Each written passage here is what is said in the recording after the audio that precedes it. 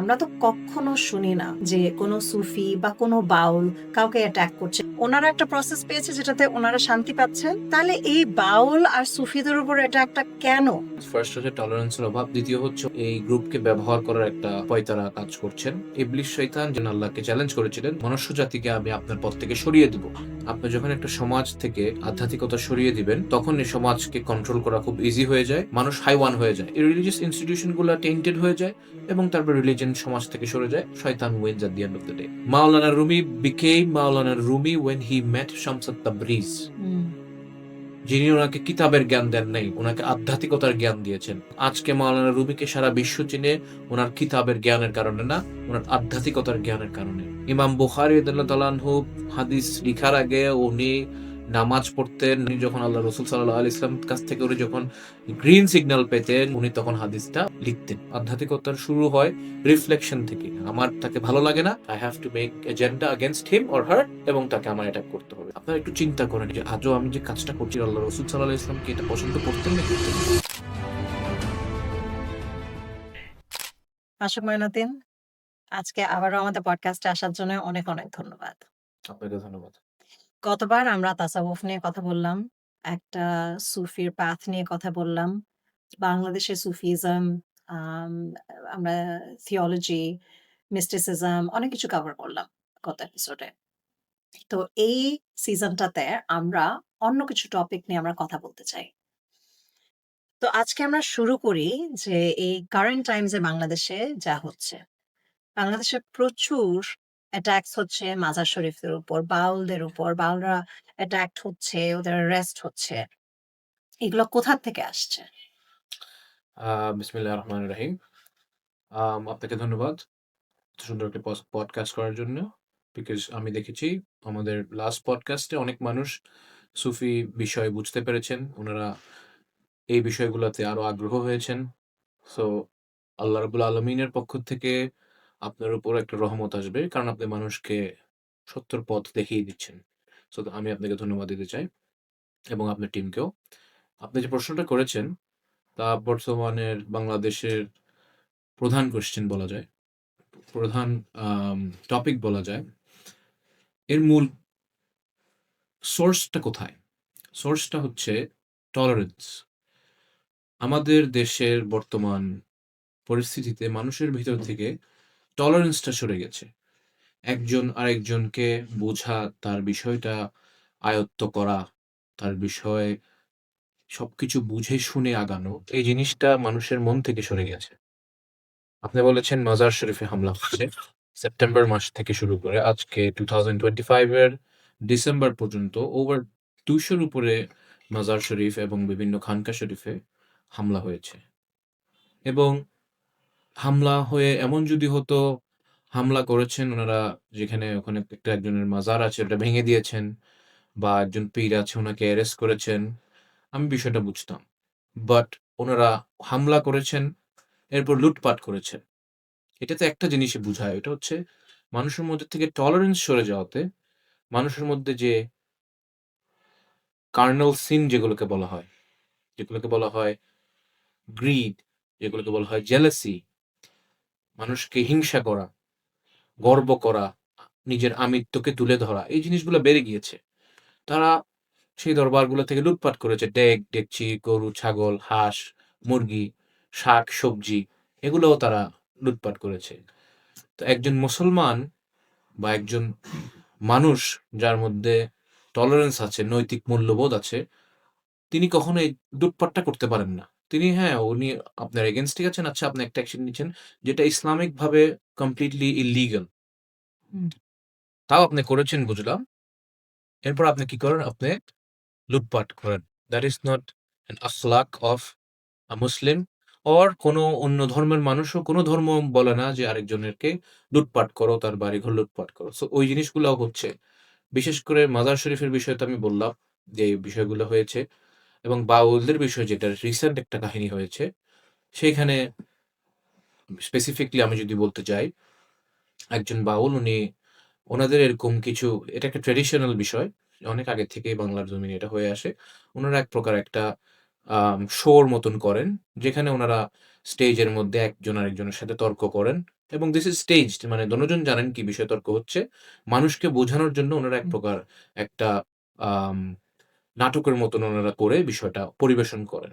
তো সেই নাটকে উনি কিছু কথা বলেছেন যেগুলা সাধারণ মানুষ বা যারা উনার হতে পারে ওই মানুষটার পার্সপেক্টিভ বুঝে নাই, তাদের কাছে এটা খারাপ লেগেছে এবং আমি পার্সোনালি মনে করি উনার এটা এইভাবে বলাটা ঠিক হয়নি। বিষয়টা আরো বেটার ভাবে উনি বলতে পারতেন। তো এইটা বলার পরে এরপরে আমরা দেখলাম যে সেইখানে অ্যাটাক হলো। সেখানে বাউলদের উপরে হামলা হলো।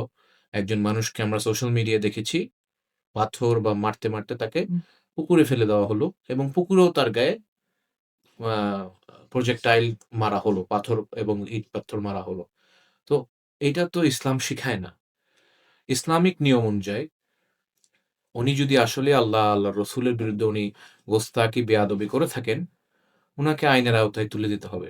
আজকে যদি এটা দারুল ইসলাম হতো, এটা যদি শরীয়তের দেশ হইতো, যেখানে শরীয়তের আম ল কায়েম আছে, যেটা এই দেশ না, এই দেশ হচ্ছে সেকুলার দেশ। শরীয়তের ল কায়েম থাকলে নিয়ম হতো উনাকে এনফোর্সমেন্ট এর কাছে তুলে দেওয়া, মানে ল এনফোর্সমেন্ট এর কাছে তুলে দেওয়া এবং ল এনফোর্সমেন্ট তারপর উনাকে একটি কোর্ট প্রসিজার এ নিয়ে উনার বিচার হতো এবং প্রমাণিত হলে উনার শাস্তি হতো। বাট আমরা দেখলাম এখানে কমপ্লিটলি ডিফারেন্ট। এখানে মানুষ নিজেদের হাতে আইন তুলে নিয়ে তাকে হামলা করা হলো। তো ইসলাম কখনো এই শিক্ষা দেয় নাই, কখনো এই শিক্ষা দিচ্ছে না, কখনো এই শিক্ষা দিবে না। এগুলা নিজেরা আমার জিনিসটা ভালো লাগে, আমার উনাকে ভালো লাগে না। এজন্য আমি উনাকে I have to hit him. So what excuse, আমি ওনাকে কি এক্সকিউজ দিয়ে ওনাকে আমি হিট করতে পারি? আমি বলতে পারি উনি ইসলাম বিরোধী এবং আমি উনাকে হিট করব। সেটা মাজার হোক, সেটা বাউল হোক, সেটা যেকোনো মানুষ হতে পারে। আমার যেহেতু উনাকে ভালো লাগে না বা আমি উনাকে হিংসা করি, উনার ভালো আমি দেখতে পারি না। এজন্য উনাকে আমার হিট করার জন্য একটা কারণ দরকার। কারণ আমি একটা বের করে আমি উনাকে হিট করব। দ্যাট ইস বাংলাদেশের এখন পরিস্থিতি, এটাই দুঃখজনকভাবে। এটা কি মনে হয় শুধু সুফিদের উপরে বা এটা বাউলদের উপরে নাকি এটা ওভারঅল বাংলাদেশে যে একটা স্পিরিচুয়ালিটি একটা যে আমাদের ডিফারেন্ট লেয়ার্স এ যে আমাদের স্পিরিচুয়ালিটি আছে। বাউল বলেন, সুফি বলেন অনেকভাবে আমাদের এটা আমাদের কালচারে গাঁথা আছে। এটার উপর একটা থ্রেট। স্পিরিচুয়ালিটির বাংলার দিকে আধ্যাত্মিকতা যাকে বলে, আধ্যাত্মিকতার অনেক পথ আছে। অনেক সোর্স আছে। অনেকভাবে আধ্যাত্মিকতা মানুষ উপলব্ধি করতে পারেন। তো দরবার আছেন, বিভিন্ন খানকা শরীফ আছেন। আবার অন্য ধর্মেরও আধ্যাত্মিকতা আছে। বুদ্ধিস্টদের আধ্যাত্মিকতা আছে, হিন্দুদের আধ্যাত্মিকতা আছে। দরবার, খানকা এগুলো হচ্ছে ইসলামিক আধ্যাত্মিকতা। বাউলদের আধ্যাত্মিকতাটা একটু ডিফারেন্ট, কারণ উনারা অনেক সময় ধর্মর বাইরে এসে উনারা কাজ করেন। উনারা কোন ধর্মের মধ্যে কাজ করেন না। অনেক সময় উনারা মানে ঈশ্বরের উপরে বা আল্লাহর উপরে একক বিশ্বাস, উনারা কোন রিলিজিয়নকে উনারা কনফার্ম করেন না। উনারা কখনো অনেক সময় অনেক বাউল আছেন, উনারা কোন ধর্মর সাথে উনারা অ্যাটাচড হন না। উনারা ওই আধ্যাত্মিকতার উপরে বিশ্বাস করেন, উনারা ধ্যান করেন। তো that is a different fact. কিন্তু আপনি যে প্রশ্নটা করেছেন যে, এই যে হামলাটা হচ্ছে এটা কি স্পিরিচুয়ালিটি মানে আধ্যাত্মিকতার উপর হামলা? আমার দেখা মতে এবং আমার গবেষণায় আমি যা পেয়েছি, বর্তমান বাংলাদেশে এবং এই কাহিনীগুলা কিন্তু ইন্ডিয়াতেও হয়েছে। যখন মোদি গভর্নমেন্ট ১ম আসে, তখন ইন্ডিয়াতেও এরকম রিলিজিয়াস মাইনরিটি বা মাইনরিটিদের উপর বা যারা আম পলিটিক্সে ইনভলভড থাকে না নরমালি, তাদের উপরে হামলা হলো। তাদের আম যে প্রকৌশলাগুলো আছেন, তাদের যে ইনস্টিটিউশন গুলো আছেন, সেগুলোতে ডিসরাপশন করা হলো। এবং ইভেনচুয়ালি এই যে দ্যা লাস্ট 6-7 ইয়ার্স উনাদেরকে পলিটিক্স এ নিয়ে আসা হলো। তো বাংলাদেশে আমার পার্সপেক্টিভ, এটা আমার ওপিনিয়ন, এটা I could be wrong, এটা আমার ওপিনিয়ন। আমি যা দেখছি বাংলাদেশে গত বছর থেকে একটা গেম কাজ করছে, যা হচ্ছে এই যে বাউল বলেন বা মাজার শরীফ বলেন, যারা পলিটিক্যালি অ্যালাইনড না, উনারা পলিটিক্স যে মেক্সিমাম উনারা পলিটিক্স করেন না বা উনারা ভোট করেন না। উনারা উনাদের ভাবে থাকেন, উনাদের আশ্রমে থাকেন বা দরগায় থাকেন বা খানকায় থাকেন। উনাদেরকে ভোট কেন্দ্রে আনার একটা চিন্তা চলছে বাংলাদেশে এবং এইটার কারণে অনেক কিছু হচ্ছে। Politics is forefront when it comes to the current issues. Current issues এর মধ্যে পলিটিক্স কিন্তু মেইন এলিমেন্ট প্লে করছে। এই যে তৌহিদি জনতা নামে এই যে অ্যাটাক গুলা হচ্ছে, আজ পর্যন্ত তৌহিদি জনতার কোনো লিডার পাওয়া গেল না। হুম, কোনো হুম। কোনো ওনাদের কোনো ইমাম পাওয়া গেল না বা কোনো একজন মুখ্য আম ওনাদের কোনো স্পোকসপারসন।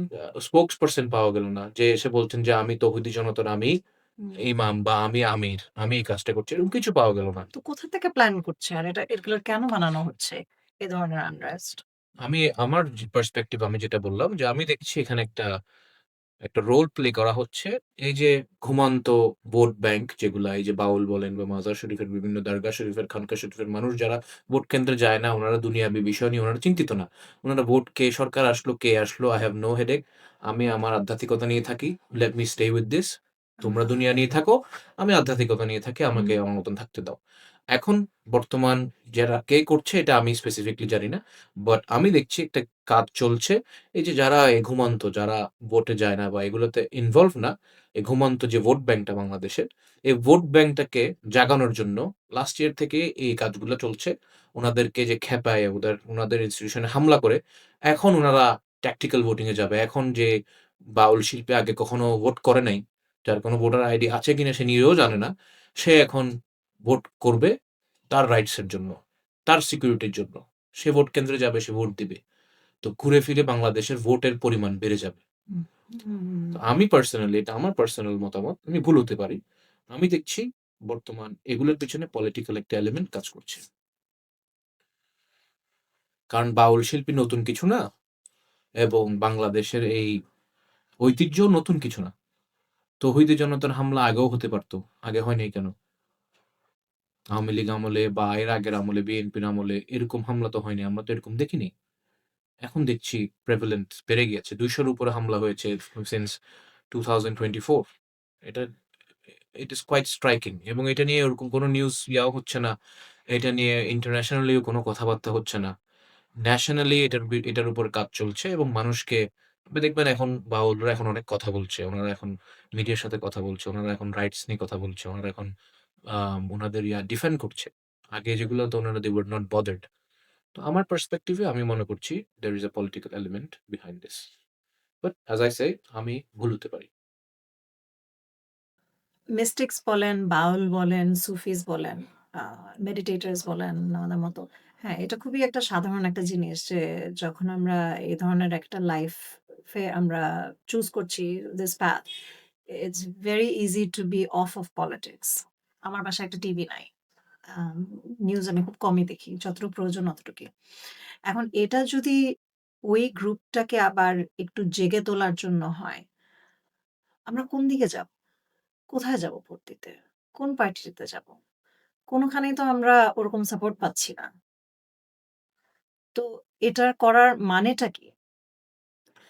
দেখেন মানুষ যখন দেয়ালে যখন পিঠ থেকে যায়, এটা আমাদেরকে আমাদের সৃষ্টিকর্তা আল্লাহ রাব্বুল আলামিন উনি আমাদেরকে এভাবে ওয়্যার করেছেন। যখন আমাদের দেয়ালে পিঠ থেকে যায় তখন we are forced আমরা we are compelled আমরা তখন ওই দেয়াল থেকে পিঠ সরানোর জন্য আমরা যা করা লাগে আমরা তা করি, রাইট?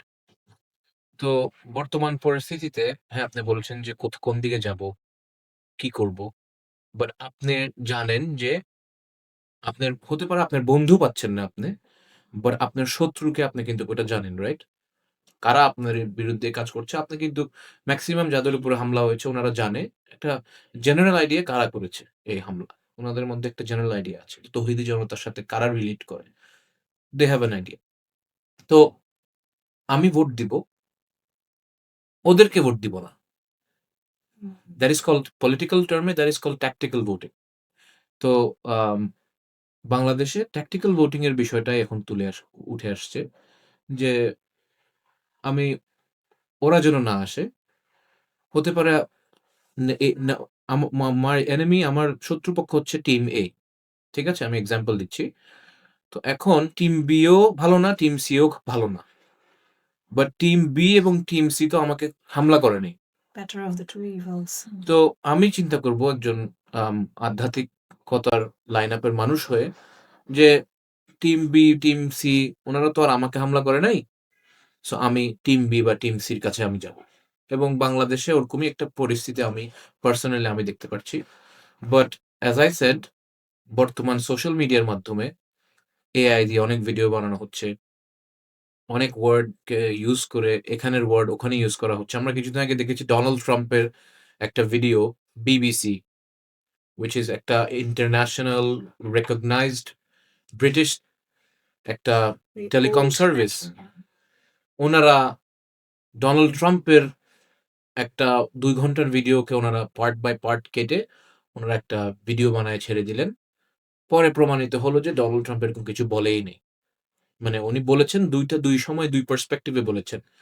বাট উনারা ওই ভিডিওটাতে এমনভাবে তুলে ধরলেন যে ডোনাল্ড ট্রাম্প বলছে যে ক্যাপিটল হিলে অ্যাটাক করা হোক এবং ও ওইটাকে সমর্থন জানিয়েছেন। বাট এটা কিন্তু কমপ্লিটলি ডিফারেন্ট এবং এটা নিয়ে কেস হয়েছে, ইয়া হয়েছে। তো আমি যেটা বলতে চাচ্ছি যে একটা ব্রিটিশ এত বড় একটা ইনস্টিটিউশন যদি এই কাজ করতে পারে, সেখানে যাদের হাতে স্মার্টফোন, যারা স্মার্টফোনে মোবাইল জার্নালিজম করছেন, যারা স্মার্টফোনে ভিডিও শুট করে ওনারা ওই ফোনে এডিট করে ওনারা এই কাজ করছেন, তাদের থেকে আপনি কি এক্সপেক্ট করতে পারেন? তারা অবশ্যই তাদের এজেন্ডাকে তারা চালানোর জন্য তারা অনেক সময় একজন মানুষের কথা এদিক থেকে ওদিকে নিয়ে ওনারা ইউজ করবে।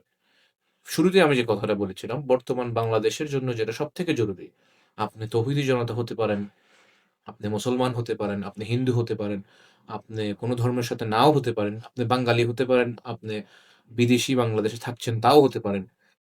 বর্তমান বাংলাদেশের জন্য যে জিনিসটা সবথেকে ইম্পোর্টেন্ট, যেটা প্রত্যেকটি দরবার শরীফে শিখানো হয়, শুরু থেকে শিখানো হয়, ওটা হচ্ছে টলারেন্স। মানুষের মধ্যে প্রেম এবং মানুষের ভুলগুলাকে বুঝা, ভুলগুলাকে সহ্য করা, ভুলগুলাকে আপনায় নেওয়া এবং তাকে সুযোগ করে দেওয়া। এই জিনিসটা বাংলাদেশ থেকে এখন আমরা শিক্ষিত, হাতে কলমে শিক্ষিত হতে পারি। আমাদের লিটারেসি রেট বাড়তেছে বলতে পারেন। বাট দুঃখজনকভাবে আপনি যতই বড় পিএইচডি হোল্ডার হই বা যতই বড় আমি আম ডিগ্রি হোল্ডার হই, if I don't have tolerance, আমি যদি একজন মানুষের আরেকজন মানুষের মধ্যে আমি যদি এই জিনিসগুলা নৈতিক মূল্যবোধ যাকে বলে এথিক্যাল মোরালিটি যেটা ইংলিশে বলে, সেই নৈতিক মূল্যবোধ যদি আমাদের মধ্যে না থাকে, দেন এই শিক্ষিত হওয়া বা এই শিক্ষার কোনো মূল্য থাকে না। বাংলাদেশের বর্তমান মূল সমস্যা সেখানেই এবং স্পিরিচুয়ালিটি, আধ্যাত্মিকতা হচ্ছে এই সমস্যাগুলোর থেকে একজন মানুষকে সরিয়ে আনার মূল কি হচ্ছে, এই লক্ষ্যর কি হচ্ছে আধ্যাত্মিকতা, স্পিরিচুয়ালিটি। এজন্য এই কিটাকে সরানোর জন্যই এই কাজগুলো চলছে। আইডেন্টিটি পলিটিক্স বলতে একটা বিষয় আছে। This are all parts of identity politics.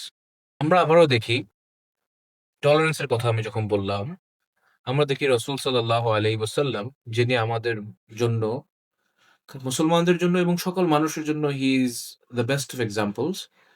উনি যখন মক্কা উনি বিজয় করলেন, উনি তখন দেখেন, আপনি যদি হিস্ট্রি দেখেন, আপনি যদি হিস্ট্রিতে ঘাটেন, আপনি দেখবেন যখনই কোনো একজন এম্পারার বা একটা নির্যাতিত জাতি যখন অনেক কষ্ট করে তারা যখন ফেরত আসে, তারা যখন তাদের শত্রুপক্ষকে দমন করেন, তখন কিন্তু ওই শহর বা ওই গ্রাম বা ওই সিটিতে ঢুকলে একটা ম্যাসিভ ব্লাডশেড বা ভ্যান্ডালিজম বা রক্তপাত বা লুটপাট এগুলো হয়। It is a part of world system. পৃথিবীর শুরু থেকে যখনই এরকম ২ সাইড হামলা হয়েছে, এটা হয়েছে। বাট দ্য প্রফেট সাল্লাল্লাহু আলাইহি ওয়াসাল্লাম ওয়াজ দ্য সোল এক্সাম্পল, যেখানে উনি বলেছেন, উনি ঢুকার আগেই বলে দিয়েছেন যে এই কাজ করা যাবে না।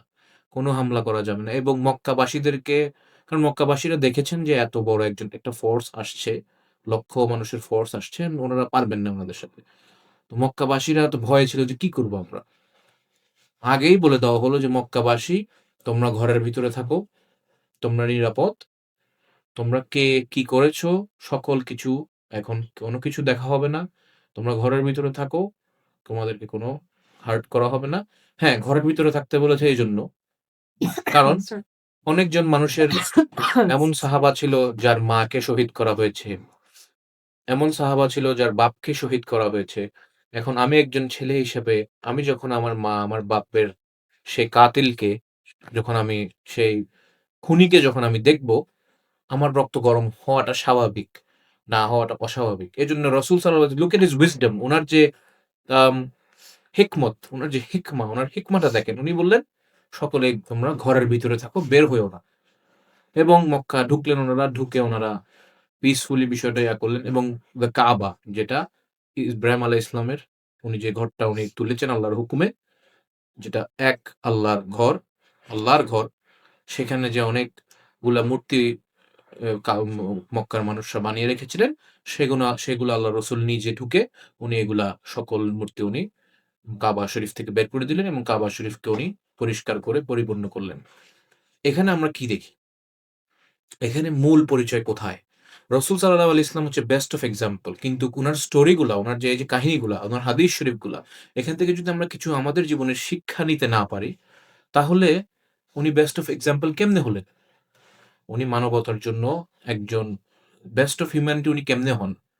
তখনই হতে পারবেন যখন আপনি আজকে এই 2025 এ বসে উনার জীবন থেকে আপনি শিক্ষা নিতে পারবেন। এবং আমরা ক্লিয়ার এক্সাম্পল দেখছি, শিক্ষা দেখছি। কি শিক্ষা দেখছি? আমরা দেখছি টলারেন্স। আমরা দেখছি আমার ক্ষমতা আছে, আমার লোক আছে এবং ওরা আমাকে ক্ষতি করেছে বা ওরা আমার আইডিওলজির বিরুদ্ধে বা ওরা আমার থিওলজির বিরুদ্ধে, ওরা ভুল করছে, ওরা কাফের, ওরা আল্লাহর বিরুদ্ধে কথা বলেছে। এখন আমি ক্ষমতায় এসেছি। আমার সুযোগ ওদেরকে সবাইকে ফিনিশ করে দেওয়া। বাট রাসূল সাল্লাল্লাহু আলাইহি ওয়াসাল্লাম কি করলেন? উনি ঢুকলেন, সবাইকে কোনো হার্ম করলেন না এবং যারা মাফ চেয়েছেন সকলকে উনি মাফ করে দিলেন। সকলে ইসলাম গ্রহণ করলেন এবং উনি মক্কার মানুষদেরকে অ্যামনেস্টি দিলেন। আজকে বর্তমান বাংলাদেশের যারা নিজেদেরকে মুসলমান বলে, উনাদের নিজেদেরকে প্রশ্ন করা উচিত যে আজকে আল্লাহর রাসূল সাল্লাল্লাহু আলাইহি ইসলামের সামনে যদি আমি দাঁড়াই এবং বলি, "ইয়া রাসূলাল্লাহ, এরকম একজন বাউল, ও ভুল করছে এবং আমি ওকে মারতে পানিতে নামায় ওকে মারছি। ওর পয়েন্টটাও আমি শুনিনি। আমি একটা ভিডিওতে শুনছি, শুনে আমি ওকে হামলা করছি।" আল্লাহর রাসূল কি এটাতে খুশি হবেন? ঠান্ডা মাথায় চিন্তা করেন। আল্লাহ রসুল কি এগুলো করেছেন? না। আল্লাহ রসুল বলছেন, "কখনো মানুষের কথায় অ্যাকশন নিবা না। নিজে জিনিসটা যাচাই করবা।" আপনি যাচাই করেছেন, আপনি করেছেন, করেন নাই। আপনি কি কোর্ট অফ প্রসিজার এ গেছেন? যান নাই। আপনি অ্যাটাক করছেন।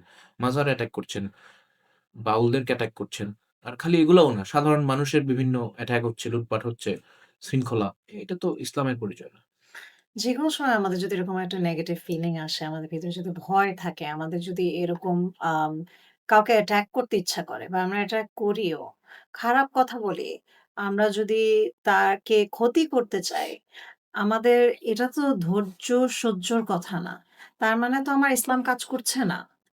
আমার ভিতরে আমি যে ধর্মটা পালন করছি, এই ধর্মটা তো আমার কাজে দিচ্ছে না আমি যে প্র্যাকটিসটা করছি। তো আমরা তো তখন বসে যাচাই করছি না। বসে একটা রিফ্লেক্ট করছি না যে, আচ্ছা আমার ভিতরে এরকম রাগটা কেন? আমার ওকে মারতে ইচ্ছা করলো কেন? আমার যদি একটা মানুষকে মারতে ইচ্ছা করে একটা ছোট্ট একটা ঘটনার জন্যে, তার মানে তো আমার ভিতরেই কষ্টটা। আমার ভিতরেই তো এই রিফ্লেকশনটা দরকার। আমারই তো কাজটা দরকার। ওই মানুষটা তো পরেই দেখা উচিত। এরকমভাবে তো করতে গেলে তো আমাদের তো সারাক্ষণ একটা যুদ্ধই লেগে থাকবে। তো এই যে একেকটা যে এ এগুলো যে প্ল্যান্টিং হচ্ছে of igniting such fire and unnecessary commotion বা আমাদের ভিতরে যে একটা আনরেস্ট তৈরি হচ্ছে, এটা কি শুধু মনে হয় যে জিওগ্রাফিক্যালি এটা কি উম খুব বাংলাদেশ ফোকাসডই নাকি এখানে আম আরেকটু জিওপলিটিক্যাল কোনো ব্যাপার আছে? হুম, দেখেন, আমাদের এই বিষয়গুলো গ্রাস্প করতে হলে আমি পার্সোনালি হিস্ট্রি স্টুডেন্ট, আমি ইন্টারন্যাশনাল রিলেশনস এর স্টুডেন্ট, আমি পলিটিক্স এর স্টুডেন্ট। সো এই বিষয়গুলোকে গ্রাস্প করতে হলে, পলিটিক্স গ্রাস্প করতে হলে আপনার হিস্ট্রি পড়তে হবে। আপনি হিস্ট্রি পড়লে আপনি দেখবেন যে বিজি মাইন্ড বা একটা মানুষের চিন্তা চেতনা যখন একটা জিনিসে এত ফোকাস থাকে বা রাগ থাকে বা স্ট্রং ইমোশন যখন থাকে তার কোনো কিছুর পিছনে, তাকে স্টিয়ার করা, তাকে যেদিকে আমি চাই সেদিকে তাকে আম ওদিকে ধাবিত করা ইটস ভেরি ইজি। খুবই সহজ। একটা মানুষের যখন মাথার মেজাজ যখন গরম থাকে, তার কানে যে ফার্স্ট কথা যে বলবে যে, "ও কালপ্রিট।" ও কিন্তু ২ বার চিন্তা করার টাইম নেই বিকজ ওর ইমোশনস আর ভেরি হাই। তো এখন if you harken back to the prophet সাল্লাল্লাহু আলাইহি ওয়াসাল্লাম, যার কথা যিনার কথা আমি বলেছি বেস্ট অফ এক্সাম্পল, উনি কি বলছেন? উনি বলছেন, "যখন তোমার মেজাজ গরম হবে, তখন তুমি কি করবা? ছুরি তলোয়ার নিয়ে যেয়ে মানুষকে হামলা করবা?" উনি বলছেন, "যখন মেজাজ গরম হবে, তুমি যদি দাঁড়িয়ে থাকো, বসে পড়ো হুম, এবং বলো, আউযু বিল্লাহি মিনাশ শাইতানির রাজিম।" যখন তোমার অনেক কান্না আসছে, অনেক ইমোশনাল হয়ে গেছো, মানে তুমি খুব দুঃখ পেয়েছো, তুমি তখন বসে পড়ো। তুমি বলো, আউযু বিল্লাহি মিনাশ শাইতানির রাজিম। কেন?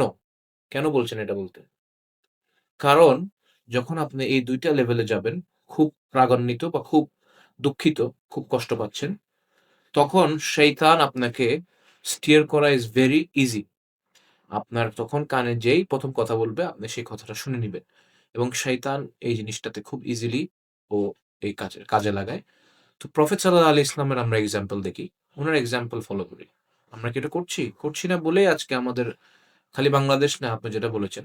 মুসলিম মিল্লাতের সকল দেশেই কিন্তু এই আনরেস্ট, এই এই এক পক্ষের সাথে আরেক পক্ষের সমস্যা, এই বিষয়গুলা বেড়েই চলছে। মূল বিষয় এক জায়গায়, ওটা হচ্ছে আমরা ইন দ্যা লাস্ট 100 ইয়ার্স, ইতিহাসের কথা যেহেতু বলেছি আমি একটু ইতিহাসে ফেরত যেতে চাই। এই গত ১০০ বছরে আমরা দেখেছি যে মুসলমানদের থেকে আল্লাহর রাসূল সাল্লাল্লাহু আলাইহি ওয়াসাল্লামের প্রতি প্রেম, ভালোবাসা সরিয়ে ফেলা হয়েছে। মুসলমানদেরকে বলা হয়েছে, লা ইলাহা ইল্লাল্লাহ আগে লিখো, মুহাম্মদুর রাসূলুল্লাহ পরে লিখো। লা ইলাহা ইল্লাল্লাহ উপরে লিখা থাকবে, মুহাম্মদুর রাসূলুল্লাহ নিচে লিখা থাকবে। একসাথে লিখতে পারবে না। কেন? ১৫০০ বছর ধরে তো নিয়ম ছিল একসাথে। কেন আপনি ২ ভাগ করতে বলছেন? Why? এগুলো ক্লিয়ার অ্যাপারেন্ট সাইন যে বর্তমান শক্তিরা চাচ্ছে আল্লাহর রসুল থেকে উম্মতকে ভিন্ন করা, রসুলের প্রেম থেকে উম্মতকে সরিয়ে আনা। যেটা করতে পারলে এই উম্মতকে ধ্বংস করে দেওয়া, এই উম্মতকে আম effectiveness থেকে সরিয়ে আনা খুবই ইজি হয়ে যায়। এবং গত ১০০ বছরে আমরা তাই দেখেছি যে একটা ওয়াহাবি মুভমেন্টের মাধ্যমে, আব্দুল ওয়াহাব নাজদীর সেই মুভমেন্টের মাধ্যমে তারা সৌদি আরবে ঢুকে, হোলি ল্যান্ডস এ ঢুকে তারা আম মক্কা মদিনা থেকে খলিফাকে তাড়ায় দিলেন। তারা সেই খেলাফত ধ্বংস করলেন এবং এরপরে তারা সেইখানে অনেক মাজার ছিল, জান্নাতুল বাকিতে মাজার শরীফ ছিল। তারা সেগুলো ভেঙে ফেললেন এবং ভেঙে তারা মাটির সাথে মিশিয়ে দিলেন। এবং তাদের বক্তব্য একটা ছিল যে, আগে যারা যা করেছে এগুলো সব শিরক, সব বেদাত। আমরা যেটা করছি সেটা রাইট। এবং তারা এই কাজগুলো করেছে। যে আবু বক্কর সিদ্দিক রাদিয়াল্লাহু তাআলা আনহু, যে ছিল আল্লাহ রাসূল সাল্লাল্লাহু আলাইহি ওয়াসাল্লামের মোস্ট ট্রাস্টেড ফ্রেন্ড। উনার ঘর, যে ঘর থেকে উনি হিজরত করলেন মক্কা থেকে মদিনায়, যে ঘর থেকে উনি উনার পথ চলা শুরু করলেন, সেই ঘর আজকে হচ্ছেন KFC। তো এই উম্মত থেকে হোয়াট ক্যান ইউ এক্সপেক্ট? আপনি এই উম্মত থেকে এক্সপেক্ট করতে পারেন সালাউদ্দিন আইয়ুবীর মতন লোক বের হবে? এই উম্মত থেকে আল্লাহর প্রেমিকরা বের হবে, আল্লাহর ওলিরা বের হবে? না, এই উম্মত থেকে এই যে এরকম এক্সট্রিমিস্ট মানুষ বের হওয়াটাই স্বাভাবিক। কারণ হেরিটেজ, ভালোবাসা, রসুলের প্রতি ভালোবাসা তাদের মধ্যে নেই, সরিয়ে ফেলা হয়েছে। তো the only way আমরা মুসলমানরা বিশেষ করে আমরা আমাদের এই হারানো ঐতিহ্য ফেরত আনবো একটাই পথ, সেটা হচ্ছে হুব্বে রসুল সাল্লাল্লাহু আলাইহি ওয়াসাল্লাম, আল্লাহর রসুল সাল্লাল্লাহু আলাইহি ওয়াসাল্লামের প্রতি প্রেম, ভালোবাসা, অ্যাটেনশন, ফোকাস বাড়ানো। তখন আমরা এই যে এক্সট্রিমিজম বলেন এগুলো ভুলে যাবো। কারণ আমি চিন্তা করব, আল্লাহ রসুল কি এই কাজ করতো? আল্লাহ রসুল কি একটা মানুষের ঘরে যেয়ে তার কবর ভেঙে, কবর থেকে তাকে তুলে তার লাশ রোডের মধ্যে এনে পুড়িয়ে দিত? এটা আল্লাহর রসুলের শিক্ষা? এবং তার ঘরে যতই ভুল হোক না কেন, যতই ওখানে প্রসেস হোক, ইয়ে হোক, রিলিজিয়াসলি হোক না কেন, how is that not barbaric? আল্লাহ এটা আমরা রসুলের শিক্ষা আমরা হচ্ছে এই ঘটনাটা একটু বলি কি হয়েছে। রাজবাড়ী এরিয়াতে যে ইয়েটা হচ্ছে, একটু ন্যারেট করে একটু বলবেন এই ঘটনাটার কথা? দেখেন, ইমোশনালি আমি খুব চার্জড হয়ে যাই এই বিষয়গুলো যখন দেখি। কারণ আমাদের আল্লাহর রহমতে আল্লাহ আমাদেরকে সেই সুযোগ দিয়েছেন। বিশ্বের বিভিন্ন দেশে আমাদের পরিচিত আছে এবং মানুষ আমাদেরকে প্রশ্ন করেছে। মানুষ আমাদেরকে প্রশ্ন করেছে যখন এই নিউজগুলা দেখেছে, আম আরব দেশ থেকে, আমি ইউরোপ দেশের কথা বাদে দিলাম। আরব দেশের মানুষ, সৌদি আরবের মানুষও প্রশ্ন করেছে যে, "এটা কি?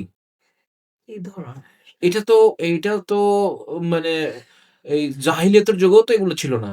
একটা মানুষের লাশ, তার কবর ভেঙে তাকে কবর থেকে তুলে তার লাশ বের করে এনে রোডের মাঝে এনে তাকে পিটাতে, সেই লাশকে পিটাতে রোডে এনে তাকে জ্বালিয়ে দেওয়া। কেন এটা তো করেছে? জাস্ট বিকজ ওনার খবরটা দেওয়া হয়েছে অ্যাবাভ গ্রাউন্ড।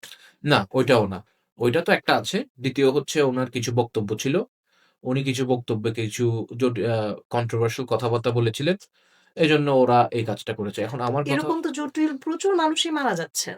না, আমার কথা হচ্ছে এখন আমি আবার ফেরত যেতে চাই। ইসলামিক যারা করছেন তারা তো ইসলামের দোহাই দিয়ে করছেন। তারা যখন এই কাজটা করছিলেন তারা বলছিলেন আল্লাহু আকবার, আল্লাহু আকবার। আহ! নারায়ে তাকবীর, আল্লাহু আকবার। আচ্ছা, বুঝলাম। তো ইসলাম কি এগুলা বলে? ওই লোকের মানসিক অবস্থা কি ছিল আপনি আগে এটা দেখেন। ওই লোক কি মানসিকভাবে মেন্টালি কি সে ফিট ছিল নাকি ফিট ছিল না? এটা দেখেন, ইসলামের নিয়ম আছে কেউ যদি পাগল হয়, কারো যদি এই সুফি ভিত্তিতেও এসে মাজ্জুব একটা টার্ম আছে। সুফি ভিত্তিতে এসে মাজ্জুব একটা টার্ম আছে।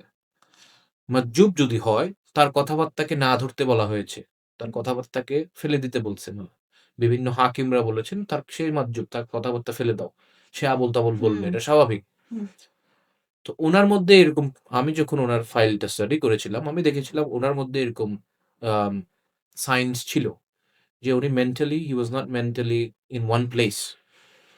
তো আমার কথা হচ্ছে উনি তো জীবিত ছিল। জীবিত অবস্থায় আপনারা উনাকে কোর্টে নিতেন। আমাদের দেশে তো আম ধর্মীয় উপলব্ধি বা ধর্মীয় আ চেতনাকে হামলা করলে এর বিরুদ্ধে মামলা করার আমাদের গ্রাউন্ডস আছে। আমাদের তো কোর্ট এবং প্রসিডিউর ল এনফোর্সমেন্ট এ তো এই গ্রাউন্ডস আছে। তো আপনারা উনার বিরুদ্ধে মামলা করতেন, উনাকে জেল খাটাতেন। উনাকে আপনারা ফ জীবিত থাকতে এই কাজ করতেন, আপনারা এই কাজ করলেন না। ও মারা গেল, ওকে আপনি ইয়াদ থেকে তুলে এই যে এভাবে, এটা কোন কোনো ইসলাম লেভেল বলে? অফ ডার্কনেস এন্ড সিকনেস থেকে মানুষজন এরকম তো করছে। এখন তো এখন আমরা এই যে এই ধরনের যে জনতা দেখছি যে মানুষজনকে যে এই ধরনের পাবলিক ওপিনিয়ন যে এখন খুব এটা পপুলার হয়ে যাচ্ছে যে more extremist way of thinking. a lot of প্রচুর দেখা যাচ্ছে Gulf funded more extremist organisations এই ধরনের আমাদের এডুকেশনাল সিস্টেমে অনেক কিছু অনেকেই এক্সট্রিমিস্ট ওয়েজ অফ থিংকিং ওরা শিখাচ্ছে। এগুলো কোথা থেকে আসছে, কেন আসছে, কি মনে হয় আপনার? দেখেন, আগে যখন আমার জন্মেরও আগে যখন 1980s এ বা 1980s এর সময় বইগুলাতে, পাঠ্য বইতে ক্লাস 4, ক্লাস 3 তে এই যে বইগুলাতে বাংলা মিডিয়ামে, সেখানে কিন্তু বিভিন্ন শাহজালাল রহমতুল্লাহ আলাইহির কথা আসতো। সেইখানে শাহ ফরহান রাদিয়াল্লাহু হুম, আনহুর কথা আসতো। সেখানে আব্দুল কাদের আল জিলানীর কথা আসতো। খাজা মাইনুদ্দিন চিশতির কথা আসতো। উনাদের বিভিন্ন কাহিনী আসতো। হুম, বাচ্চাদেরকে পড়ানো আমরা হতো। পড়েছি। যারা ছিল তারা পড়েছেন। হুম, আপনিও আই হুম। বিলিভ পড়েছেন, রাইট? আপনি যদি এখনের পাঠ্যপুস্তক খুলেন, আপনি দেখবেন এগুলো কিছু নেই। দে হ্যাভ বিন রিমুভড, কিচ্ছু নেই। এগুলো সব সরিয়ে ফেলা হয়েছে। সিস্টেম্যাটিক্যালি আজকে যে মুসলমান, এই যে লা ইলাহা ইল্লাল্লাহ মুহাম্মাদুর রাসূলুল্লাহ পড়ছি, এই যে মুসলমান, যাদের মাধ্যমে মুসলমান হলাম, তাদের উইজডম, তাদের হিকমা, এগুলা মানুষ থেকে আপনি সরায় ফেলতেছেন। আপনি রোবটিক বানায় ফেলতেছেন। হুম। আপনি বাংলাদেশের ওয়েস্টে বিভিন্ন গরিব অঞ্চলে যান। সেখানে যে মানুষ যারা গরিব তাদেরকে বলেন, "তুমি মুসলমান হও, ক্যামেরাতে বলবা, তোমাকে একটা রিক্সা কিনে দিব।" তাকে আপনি টাকা দিয়ে রিক্সা কিনে দিচ্ছেন, সে মুসলমান হচ্ছে। The extreme level of domination যে এই যে মিস্টিসিজমটা যেন আমরা ভুলে যাই, আমরা যদি সুফিজম যদি আমরা ভুলে যাই, আমরা আল্লাহর সঙ্গে শুধু হচ্ছে থিওরি দিয়ে যদি আমরা কানেক্ট করতে চাই, আমরা যদি মন থেকে না কানেক্ট করা শিখাই আমাদের বাচ্চাদেরকে, আমাদের স্টুডেন্টসদেরকে আমরা যদি না শেখাই, তার মানে কি? আমি শুধু একাই জানতে চাই কিভাবে আল্লাহর সাথে কানেক্ট করতে হবে। আমি আর কাউকে শেখাতে চাই না। বই থেকে আমরা মুছে দিলাম। আমরা এরকম আ সুফিদের উপর অ্যাটাক করা শুরু করলাম। আমরা প্রচুর মানে এই মাজার শরীফ যেখানে মানুষজন যেতেন একসময় ওনাদের হিলিং এর জন্যে, একটা কমিউনিটি ইউনিটির জন্যে যেতেন। ওইখানে আক্রমণ করা শুরু করলাম যে এখন আর মানুষজন ভয়েই যাবে না। তো এগুলো করতে, করতে কি হচ্ছে? আমরা মানুষজনের কাছ থেকে ইন্ডিপেন্ডেন্স টা নিয়ে যাচ্ছি।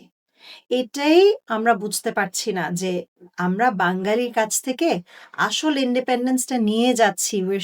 we're taking away the process of how to actually connect with Allah rather than just theory পড়ে, পড়ে যে আমরা শিখাচ্ছি। তার মানে কি যে আমাদের এই কমিউনিটি যে ওই কয়েকজনই থাকবে যারা ডমিনেট করবে, যারা ওনারাই শুধু থাকবেন in touch with how to connect, how to be in touch, ওনারাই ফান্ডিং আনবেন আর বাকি সবাইকে ওনারা মুখস্থ বিদ্যাটা শিখাবেন। তো এরপরে থাকেটা কি তাহলে আমাদের? দেখেন, আমি আপনাকে একটা এক্সাম্পল দিই। আপনার কথাটা খুব আপনি খুব একটা ইন্টারেস্টিং একটা টপিক আপনি টাচ করেছেন। আজকে আপনি যদি ইউরোপে যান, আমি ইউনাইটেড কিংডম এর উদাহরণ দেই। আপনি দেখবেন চার্চগুলো আচ্ছা এখন ওই Airbnb তে রেন্ট করা যায়। চার্চগুলোতে Airbnb দিয়ে মানে একটা অ্যাপ আছে, আপনি হোটেল ১ রাত আ থাকতে পারবেন। কারণ সেখানে আর চার্চের কেউ কাজ-কাম যায় হয় না না। আজকাল। না। কেউ হয় না। এখন প্রশ্ন এই অবস্থা কেন হয়েছে? কারণ সেইখানের যে চার্চ, সেইখানের যে ক্যাথলিক যে এন্টারপ্রাইজ, উনারা সবকিছু theological বেস করেছিলেন। উনারা বেস করেছিলেন যে যিনি পাদ্রী উনি যেমনে বলবেন এমনে করতে হবে। নিজের কোনো বাসায় যেয়ে কোনো কাজ নাই, চার্চে আসতে হবে, চার্চ যেমনে বলে এবং তাদের মধ্যে এক ধরনের গোঁড়ামি চলে আসলেন। তারা নিজেদেরকে আল্লাহর সাথে কানেকশন ও মানে গডের সাথে কানেকশন তারা নিজেদেরকে এক প্রকার হায়ার স্ট্যাটাস চিন্তা করা শুরু করলেন। তাদের কাছে ছেলেপেলেদেরকে দেওয়া হতো, তাদেরকে মোলেস্টিং শুরু করলেন। হুম, ঘুরে ফিরে কি হলো? কমিউনিটির মানুষ বলল, "যে চার্চে আমার বাচ্চারা সেফ না, আমার সেই যেতে চার্চ হবে আমার না। দরকার না। Kick this out." বাংলাদেশে কি তা হচ্ছে না? হুম, বাংলাদেশে একদম কি হবে কিন্তু আস্তে, আস্তে। মাদ্রাসায় কি এগুলা হচ্ছে না? হুম, হচ্ছে। হুম, তাই তো হচ্ছে। মাজার শরীফের কোন ঘটনা আছে যে মাজার শরীফে এগুলা হচ্ছে? হইলে তো আজ কোন পর্যন্ত বাউলরাও না, করছে না না, কোন এরকম সুফিরা করছে না। হচ্ছে না। তো প্রশ্ন হচ্ছে, মূল উদ্দেশ্য হচ্ছে এগুলো কিন্তু সকল কিছু হচ্ছে শয়তানের একটা গেম। আমরা এটা নিয়ে কথা বলি। আমরা তো কখনো শুনি না যে কোন সুফি বা কোন বাউল কাউকে অ্যাটাক করছে, কারো উপর আক্রমণ করছে। ওনারা এখানে শহরে এসে ও এভাবে কেন মসজিদে কেন চলল? চল গিয়ে আমরা ওগুলা ভেঙে দিয়ে আসি। বা এভাবে কাপড় কেন পরলেন? বা এভাবে আপনাদের জিকির করা উচিত। কেউ তো এসে বলছে না। ওনারা ওনাদের মতো পালন করছে ওনাদের ধর্ম। ওনারা একটা প্রসেস পেয়েছে যেটাতে ওনারা শান্তি পাচ্ছেন, ওনারা ওটাই ফলো করছেন। তাহলে এই বাউল আর সুফিদের উপর এটা একটা কেন? যেটা আমি শুরুতে বলেছিলাম টলারেন্স ফার্স্ট হচ্ছে টলারেন্সের অভাব। দ্বিতীয় হচ্ছে উনাদেরকে এই গ্রুপকে ব্যবহার করার আম একটা পয়তারা কাজ করছেন। আম এবং তাদেরকে এই যে আমি যেটা শুরুতে বলছিলাম যে, আপনি যখন একটা সমাজ থেকে আধ্যাত্মিকতা সরিয়ে দিবেন, তখন এই সমাজকে কন্ট্রোল করা খুব ইজি হয়ে যায় এবং সেই সমাজ থেকে ধর্মকেও ধ্বংস করে দেওয়া খুব ইজি হয়ে যায়।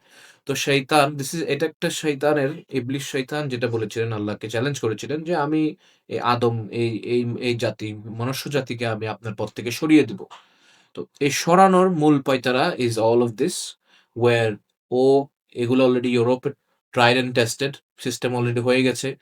রিলিজিয়াস ইনস্টিটিউশনস দেরকে সিস্টেম্যাটিকলি স্পিরিচুয়ালিটি ১ম এ দূর করেছেন। তারপরে স্পিরিচুয়ালিটি দূর করার পরে ইনস্টিটিউশন যেগুলো হইছে যেহেতু স্পিরিচুয়ালিটি নাই, মমতা নাই, ভ্রাতৃত্ব নাই, নৈতিক মূল্যবোধ নাই। মানুষ হাইওয়ান হয়ে যায়। ও যে আমার স্টুডেন্ট, ও যে একটা বাচ্চা আমি চিন্তা করছি না। আমি আমার আ আ সার্বিক চিন্তা করে তার উপর আমি জুলুম করছি। তো তখন রিলিজিয়াস ইনস্টিটিউশন গুলা টেইনটেড হয়ে যায় এবং তারপর রিলিজিয়ন সমাজ থেকে সরে যায়।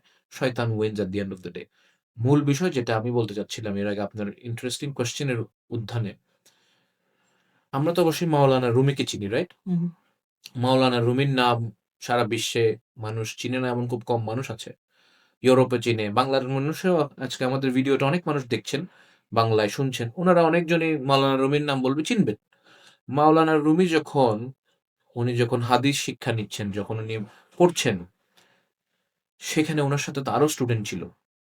উনার সাথে পড়েছেন, উনার কলিগ ছিল। পাস করেছেন উনি। উনাদের নাম কি কেউ জানে? আমরা কেউ জানি? উনারাও তো মুহাদ্দিস। উনারাও তো হাদিসের উপর উনারা পাস করেছেন, ডিগ্রি নিয়েছেন। উনারা বিভিন্ন জায়গায় হাকিম হয়েছেন। উনাদের নাম আমরা কেন জানি না? মাওলানা রুমির নাম কেন জানি? আপনি বলছিলেন যে আমরা মনে করি থিওলজি দিয়েই সব সম্ভব। কিতাব দিয়েই সব সম্ভব। কিতাব দিয়ে যদি সম্ভব হতো, বাকিদের নাম কেন জানি না? মাওলানা হুম, রুমির নাম কেন জানি? Maulana Rumi became Maulana Rumi when he met Shamsat Tabriz, হুম। যিনি উনাকে কিতাবের জ্ঞান দেন নাই, উনাকে আধ্যাত্মিকতার জ্ঞান দিয়েছেন। এবং আজকে মাওলানা রুমিকে সারা বিশ্ব চিনে উনার কিতাবের জ্ঞানের কারণে না, উনার আধ্যাত্মিকতার জ্ঞানের কারণে। আমাদের কয়জনকে এখন চিনবে? তো এজন্য আমাদের প্রশ্ন করা উচিত সকল মানুষকে, যারা থিওলজি বা কিতাব নিয়ে উনারা ব্যস্ত এবং কিতাবটাই মূল, বাকি সব ফেলে দাও। কিতাব অবশ্যই জরুরি। কিতাব ছাড়া আপনি কখনো স স সহি বা কোনটা ঠিক না এটা আপনি নির্ধারণ করতে পারবেন না। বাট কিতাবের সাথে আপনার আধ্যাত্মিকতা, কিতাবের উপর রিফ্লেক্ট করা খুব ইম্পোর্টেন্ট। ইমাম বুখারী রাদিয়াল্লাহু তাআলা আনহু হাদিস লিখার আগে উনি নামাজ পড়তেন। নামাজ পড়ে উনি সালাওয়াত পড়তেন। উনি যখন আল্লাহর রাসূল সাল্লাল্লাহু আলাইহি ওয়াসাল্লাম কাছ থেকে উনি যখন গ্রিন সিগন্যাল পেতেন যে দিস ইস দ্যা রাইট হাদিস, উনি তখন হাদিসটা লিখতেন। নাহলে উনি না পেলে উনি ওটা বাদ করে দিতেন। হাজার লক্ষ হাদিস উনি বাদ করেছেন। কারণ উনি সিগন্যাল পান নাই। তো উনার মধ্যে যদি আধ্যাত্মিকতা না থাকতো, উনি যদি খালি থিওলজি নিয়ে থাকতেন, তাহলে তো আজকে উনি এত বড় ইমাম বুখারী হতেন না। তো এজন্য যারা থিওলজির উপর বেস করে সকল ডিসিশন নিতে চান, এবং ওনাদেরকে বলবো আপনারা রিফ্লেক্ট করেন, আপনারা একটু চিন্তা করেন। রিফ্লেকশনের আধ্যাত্মিকতার মূল আমরা লাস্ট এপিসোডে বলেছিলাম, আধ্যাত্মিকতার শুরু হয় রিফ্লেকশন থেকে, চিন্তা থেকে। আপনারা একটু চিন্তা করেন, একটু গভীরভাবে রিফ্লেক্ট করেন যে আজও আমি যে কাজটা করছি এটা কি ঠিক না বেঠিক? আমার এটা করলে এটা কি আমার ধর্মের সাথে যায়? এটা কি আল্লাহ রসুল সাল্লাল্লাহু আলাইহি ওয়াসাল্লাম কি এটা পছন্দ করতেন না করতেন না? আমি একটু উনার সিরাটা পড়ি, উনার জীবনীটা পড়ি। আমরা কে কতজন এই কাজ করছি, করছি না। আমার তাকে ভালো লাগে না। So I have to make a verdict, I have to make agenda against him or her, এবং তাকে আমার অ্যাটাক করতে হবে। মানে বাংলাদেশে তা এখন তাই আক্রমণ হচ্ছে। করাটা কি বেটার? নাকি আমার এখন ধৈর্য আর সহ্যটা রাখলে আমার জন্য মনে হচ্ছে যে না এটাই মোর সিক্রেট পাথ। এই জিনিসগুলো তো আমরা শিখাই না। আল্লাহর সঙ্গে কানেক্ট করা এটা আমরা গতবারও কথা বলেছি। আল্লাহ তো নিরাকার। তো একজন যে নিরাকার, উনার সঙ্গে কানেক্ট করার জন্যে তো বই পড়ে is not enough. আমার বিশ্বাসে হচ্ছে ৩০% বই পড়া, ৭০% হচ্ছে আমাদের থিওরিটা পাশে রেখে আমাদের প্র্যাকটিস করা। প্র্যাকটিসটা ৫ ওয়াক্ত নামাজ, রোজা, হ্যাঁ, সবই আমাদের একটা এই সিস্টেমটা দেয়া হয়েছে ফর আ রিজন। এর সঙ্গে আমাদের যে ডেইলি লাইফে যে ইন্টারেকশনস, যে আমি কিভাবে একটা জিনিসের দিকে তাকাচ্ছি। একটা মানুষ আমাকে গালি দেক, আমি কি উল্টা গালি দিচ্ছি? নাকি I am taking a step back, reflecting and then deciding what to do? আমার ভিতরে কি হিংসা হচ্ছে? আমার ভিতরে কি রাগ হচ্ছে? এগুলো যদি কাজ করে তার মানে তো আমার কোনটাই কাজে দিচ্ছে না। তো এই যে এগুলো আমরা পুস্তকবিদ্যা থেকে সব সরিয়ে দিচ্ছি। সরিয়ে শুধু আমরা খুব ভেরি প্লেন দেখাচ্ছি যে এভাবে কাপড় পরবে বা এভাবে চলবে, এভাবে করে চিন্তা করতে হবে, এভাবে কথা বলে একে মেরে ফেলতে হবে। There's a huge gap over here. Huge gap and I don't think এই জিনিসটা কারো জন্যই বোঝাটা এমন কোনো ডিফিকাল্ট কোনো ম্যাটার। আম আমাদের সবাইকে ইন্ডিভিজুয়ালি যেটা বললেন যে রিফ্লেকশন লাগবে। বাংলাদেশের স্পিরিচুয়ালিটি বলেন, ইসলামের কালচারটাই একেকটা লেয়ারে আছে। এটা শুধু একভাবে যেটা আমরা তো শারিয়া না। তো আমরা we're a secular country. এই secularism এ এখানে আমাদের হিন্দু ধর্ম আছে, আমাদের বুদ্ধিস্ট আছে, আমাদের ইসলামের ভিতরে আপনার সুফিজম আছে, এখানে মিস্টিসিজম আছে, এখানে আপনার বাউলরা আছে, এখানে there are many different layers. তো এটা শুধু তো একটা অ্যাসপেক্ট থেকে না। This is also a cultural বাংলাদেশের existence টা gets questioned. যখন ইন্টারন্যাশনালি উই গেট কোয়েশ্চেন, যেরকম আপনারা যে অর্গানাইজেশন থেকে এসছেন, আপনারা ইউ গেট কোয়েশ্চেন ফ্রম যে এরকম একটা বারবেরিক একটা অ্যাক্ট হতে পারে যেখানে একটা লোককে আমরা কবর থেকে উঠিয়ে এনে ৩ দিন পরে মারা যাওয়ার পরে আমরা চৌরাস্তার মোড়ে নিয়ে পোড়াচ্ছি। আল্লাহু আকবার, আল্লাহু আকবার করে। এরপরে আমাদের নেক্সট স্টেপসটা কি? মানে এরপরে আমরা তো ওরকম কোনো মেজর কোনো স্টেপস দেখতাম না ফ্রম দ্য কারেন্ট অ্যাডমিনিস্ট্রেশন।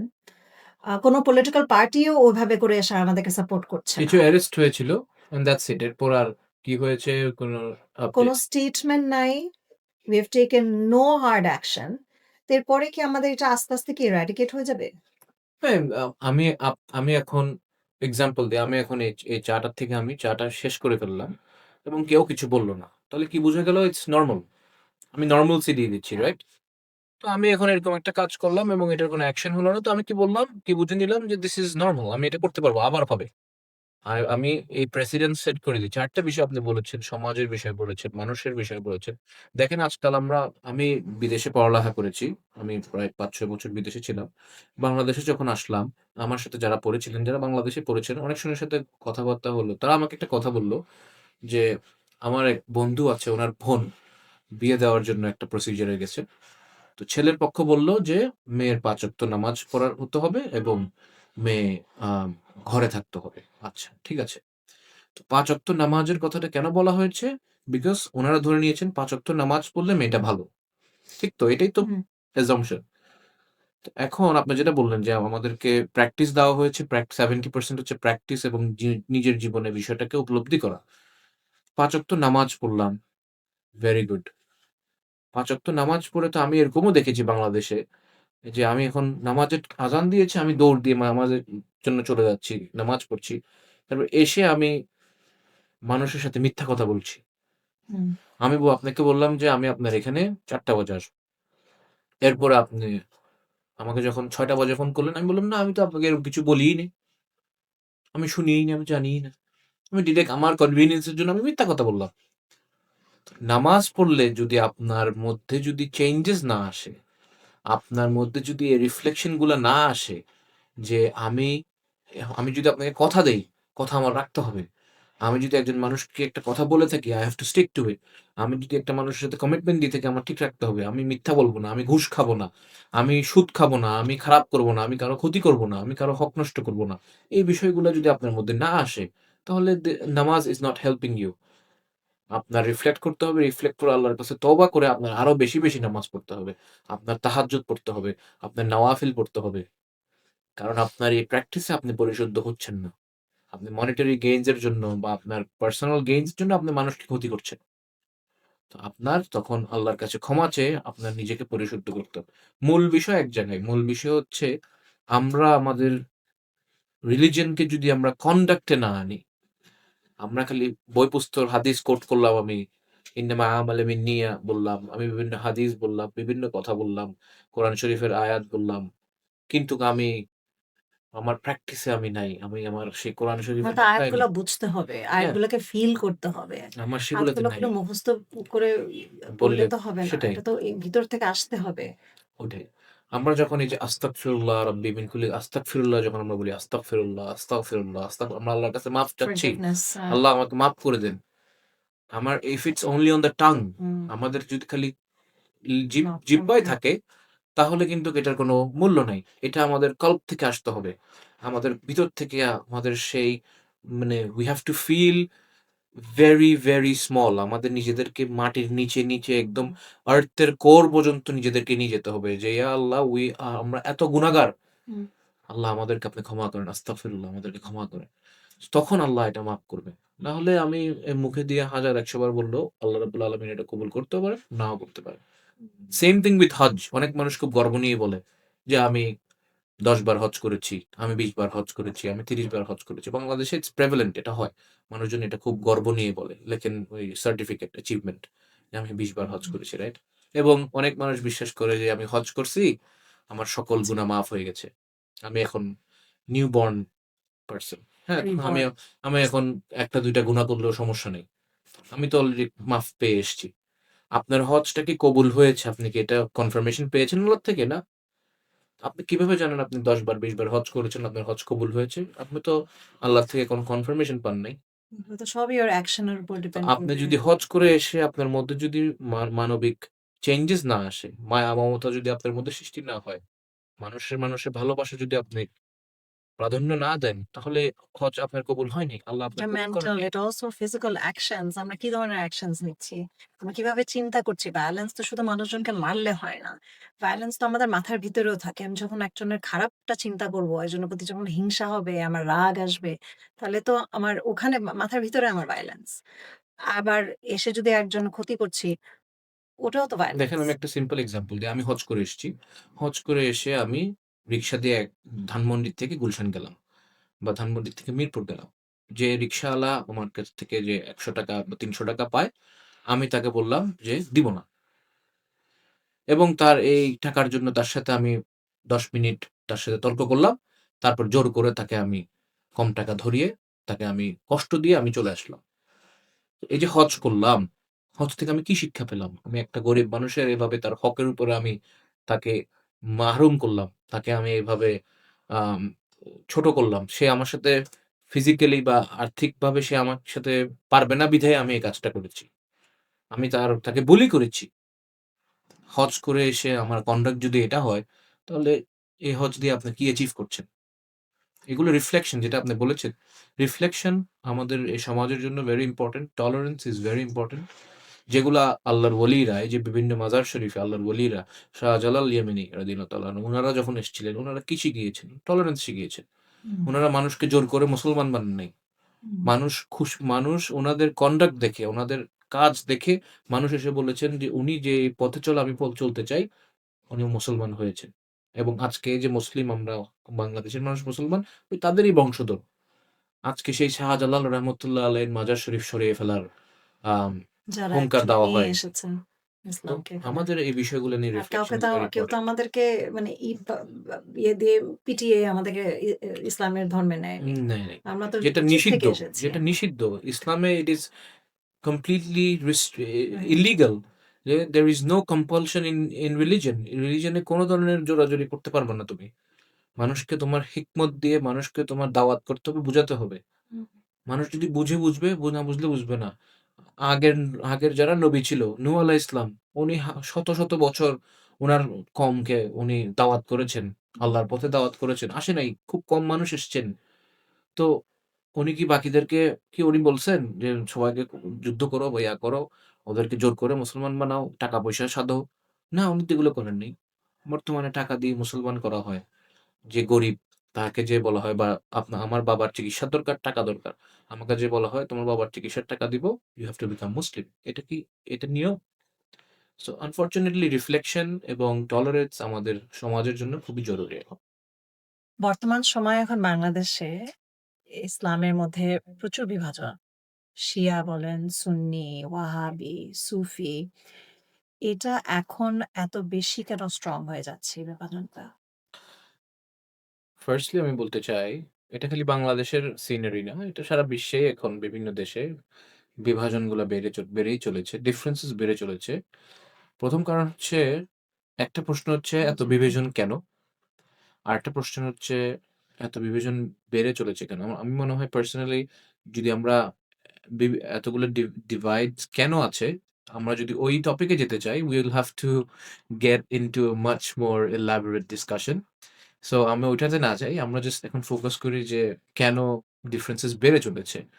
ঘুরে ফিরে আপনি যদি খেয়াল করে দেখেন, আমি যখন একটা সিঙ্গুলার গ্রুপকে আমি যখন ভাগ করে দিব, বিভিন্ন গ্রুপে যখন ভাগ করে দিব, তখন আমার তাদেরকে কন্ট্রোল করতে খুব সহজ হবে।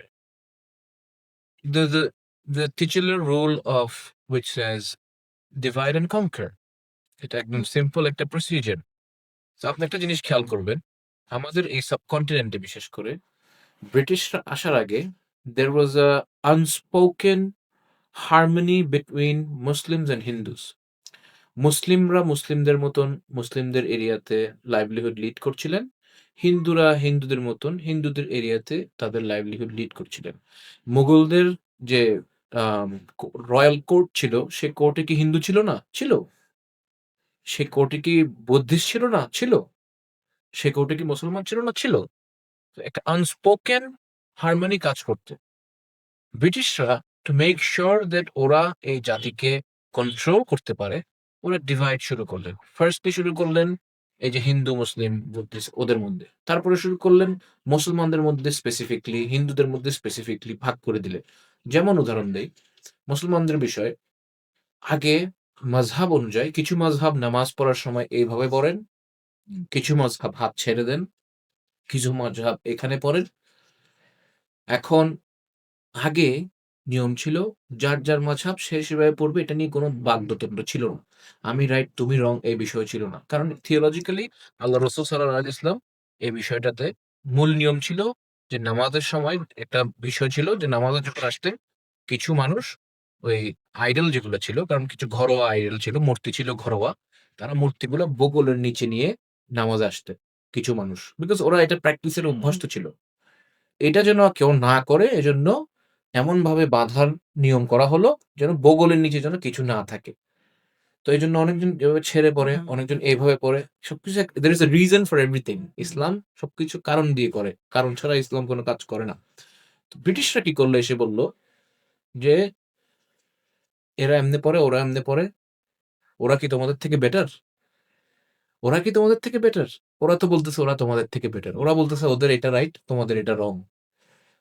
তখন এই যে গ্রুপে, গ্রুপে ওরা একটা দ্বন্দ্ব সৃষ্টি করে দিল। তখন গ্রুপে, গ্রুপের মধ্যে এই যে এটা ও গ্রুপ হয়ে গেল, ও এই গ্রুপ হয়ে গেল, ও বলতেছে আমি এদিকে, ও বলতেছে আমি ওইদিকে।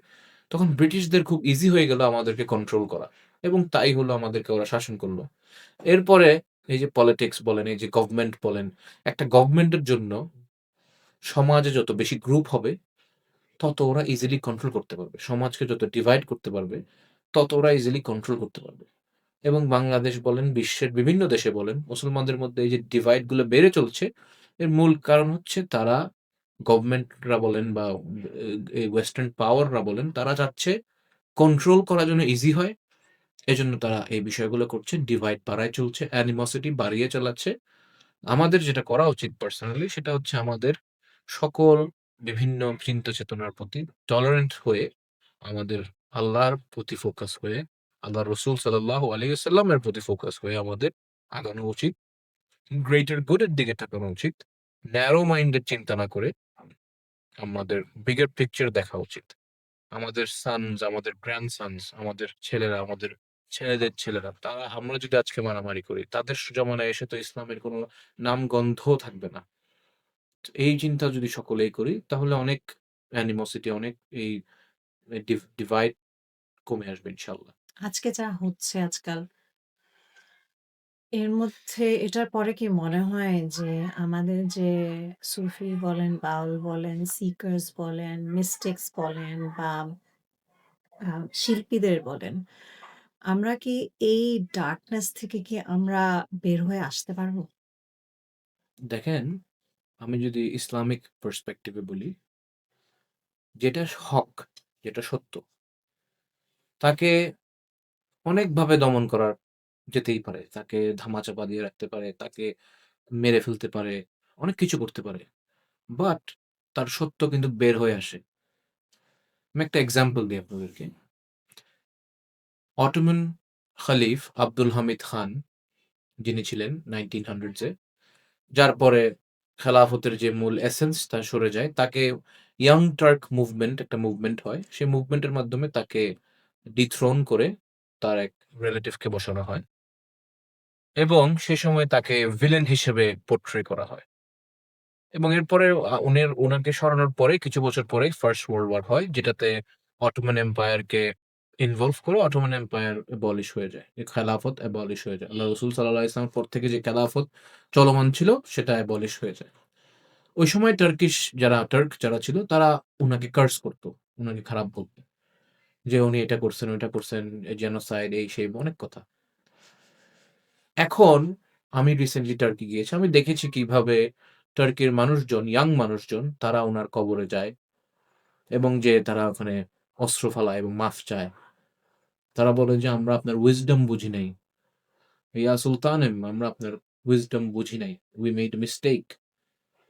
তো সেই ১০০ বছর আগে যেখানে উনাকে অসম্মান করে উনাকে উনার থ্রোন থেকে সরিয়ে উনাকে ফেলিয়ে দেওয়া হয়েছিল, সেই মানুষের কাছে আজকে উনারা মাফ চায়। Truth has surfaced. সত্যকে লুকায়ে রাখতে পারবেন, চেপে রাখতে পারবেন, হুম। বাট সত্যকে আপনি মুছে ফেলতে পারবেন না। সত্য সবসময় বের হয়ে আসবে এবং এটা সব ক্ষেত্রে হোক। তো একই বিষয় আপনি যেটা বলেছেন, এই যে মিস্টিক বলেন বা এই যে বাউল বলেন বা যাদের উপর হামলা হচ্ছে, যাদেরকে হেয় করা হচ্ছে, তারা সংখ্যায় কম বা তারা মোবিলাইজ না, তারা এত এই হাম আ তারা এভাবে একত্রিত হয় নাই। তারা তাদের মতন তাদের ভাবে ছিল। তারা পলিটিক্স এ নাই। তাদের উপর এখন করা হচ্ছে। এগুলো আজকে করবে, কালকে করবে, পরশু করবে। একটা পয়েন্টে এসে এটা তারা করতে পারবে না।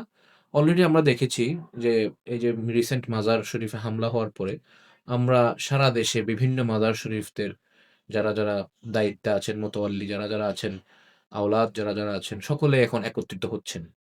তারা উঠে দাঁড়াচ্ছেন। তারা কিন্তু বসে নেই। গত ১ বছরে সারা দেশে বিভিন্ন মাজার শরীফরা তারা একত্রিত হচ্ছেন। তারা বিভিন্ন প্ল্যাটফর্মে এসছেন। আমরা দেখেছি রিসেন্টলি আহলে সুন্নাত ওয়াল জামায়াতের নতুন কমিটি করা হয়েছে। যেটা অনেক বছর যাবৎ ভাগ করা ছিল। ৩-৪ গ্রুপে ভাগ ছিল। এখন এক গ্রুপ করা হয়েছে। তো এর কারণ হচ্ছে তারা সকলেই বুঝতে পারছেন যে আমাদের অস্তিত্বের উপরে একটা হামলা আসার চিন্তা করা হচ্ছে।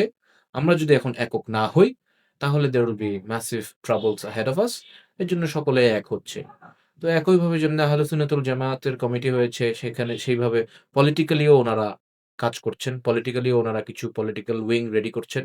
যাতে এই যে যাদেরকে এখন নির্যাতিত করা হচ্ছে, ওনারা যেন একটা প্ল্যাটফর্ম পায়, যেখানে ওনারা ওনাদের ওপিনিয়ন গুলো ওনারা আ মানুষকে বলতে পারবেন। তো এইজন্য আমি যেটা বলব, আমি যেটা শুরুতেই বলেছিলাম, যখন দাওয়ালে পিঠ থেকে যায়, তখন সে যে ব্যাকগ্রাউন্ডেরই হোক, সে গরিব হোক, সে ধনী হোক, সে দুর্বল হোক, সে শক্তিশালী হোক, তার মধ্যে inherently এই মেকানিজমটা আছে যে সে উঠে দাঁড়াবে। সে ফাইট ব্যাক করবেই। That is how we are built. আমাদেরকে আল্লাহ রাব্বুল আলামিন এভাবেই বানিয়েছেন। তো ইনশাআল্লাহ আই এম অপটিমিস্টিক, আমি পজিটিভ যে আমি মনে করি যে বাংলাদেশের মানুষের জন্য বিশেষ করে আমি যদি বাংলাদেশকে উপর ফোকাস করি, মানুষের জন্য এই যে ধাক্কাগুলো আমরা এখন খাচ্ছি, বুঝতেছি বিষয়গুলা, এগুলা এক প্রকার দরকার ছিল। মানুষ এখন বুঝতে পারছে যে আধ্যাত্মিকতা ছাড়া আমরা যদি জীবনযাপন করি, স্পিরিচুয়ালিটি ছাড়া যদি আমরা জীবনযাপন করি, এটা রোবটিক জীবনযাপন হয়। হুম, এখানে কোনো এলিমেন্ট থাকে না। এখানে কোনো সত্যতা থাকে না, এখানে কোনো মহত্ব থাকে না। হুম, এখানে আমরা আম জীবনের এই 9 to 5 আমরা এই চাকরি করে যাচ্ছি যে থাকবো, রোবটের মতন আমরা হয়ে যাব। হুম, বাট আধ্যাত্মিকতা থাকলে আমরা এই 9 to 5 এর মধ্যে আমরা রিফ্লেক্ট করব। আমরা ভালো সময়, খারাপ সময়, আমরা জিকির করা বা আমরা রিফ্লেক্ট করা, আমরা এগুলাও করব। এইজন্য আই এম অপটিমিস্টিক পার্সোনালি যে ইনশাআল্লাহ আমি আশা করি যে এই যে মিস্টেক বলেন বা এই যে হামলা হচ্ছে, এই বিষয়গুলা ইনশাআল্লাহ ভবিষ্যতে খুবই শীঘ্রই এটার একটা আউটকাম ইনশাআল্লাহ আসবে।